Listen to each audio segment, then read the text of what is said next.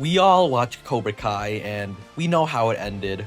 Our glorious hero and Miguel Diaz took down Axel Kovacevic and brought glory to the Cobra Kai dojo.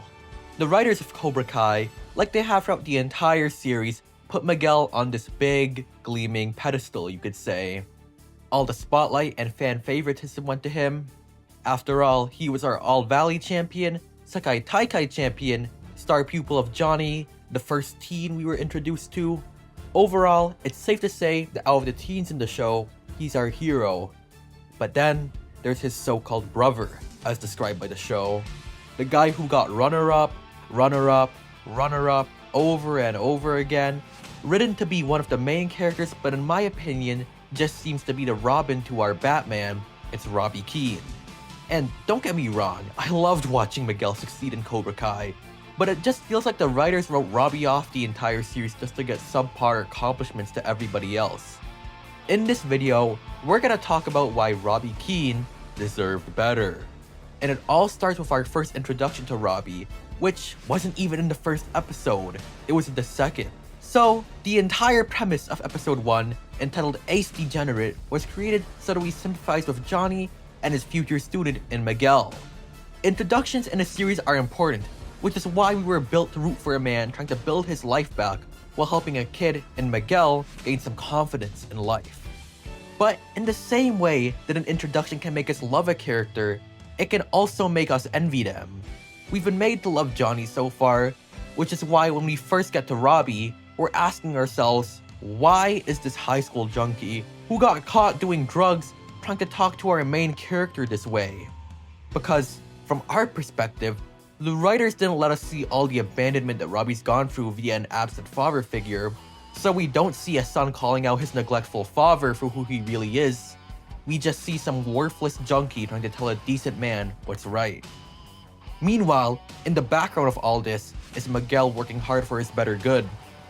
It's kinda like how when you were at a family reunion as a kid and your mom's comparing you to your cousin who plays the piano and gets straight A's. This show is already essentially prepping us to play favorites between Robby and Miguel. In fact, Robby gets to see this head on. His first intro to Miguel was seeing his dad choose Miguel over him. And of course, there are times when the show makes us love Robby, but when it comes to push comes to shove, it's always gonna be Miguel. Even when Miguel starts acting like some sort of asshole, we're gonna end up forgiving him because hey, there's excuses that could be made up for him in these situations. When he hit Sam, that was just him getting mad. When he fought dirty in the championship, it's because he wanted to win. We're feeling also empathetic for a kid who we know also well is trying to build himself up and do the things he was taught to be right. But Robby is the exact same thing. A kid with an absent father figure, surrounded by bad influences, trying to regain balance in life. He takes his Miyagi-Do teachings and does what he believes to be correct, and tries to break up the school fight. And if anything, he should have been the one to start it, given Miguel moved in on his girl. You know, even though there's a clear bias towards Miguel in the show at this point, there's still a bunch of love that can still be given to Robby's character. Then, it's all pissed away once Robby does this in the school fight, where everybody starts looking at him like some monster. Even his own father, who was initially on the path towards good terms with him, already chooses visiting Miguel over him, just to not be supportive of his son throughout all that he's going through. Well, I'm sure Miguel appreciates that. Hey, I'm not the one who put him in the hospital. In season 4, I actually don't think it's not necessarily bad for Robby to have been in a sort of full-on antagonist role. If you're not gonna accept a character's heroism, then you might as well show how they can become a villain. And I think they did him justice by showing in a good way how he went from the dark side back to the light. But sometimes throughout the Cobra Kai community, there's this whole dilemma that pops around concerning the most important people for Johnny or Daniel or other Cobra Kai characters. And for his father figures, he's really just never depicted to ever be first priority.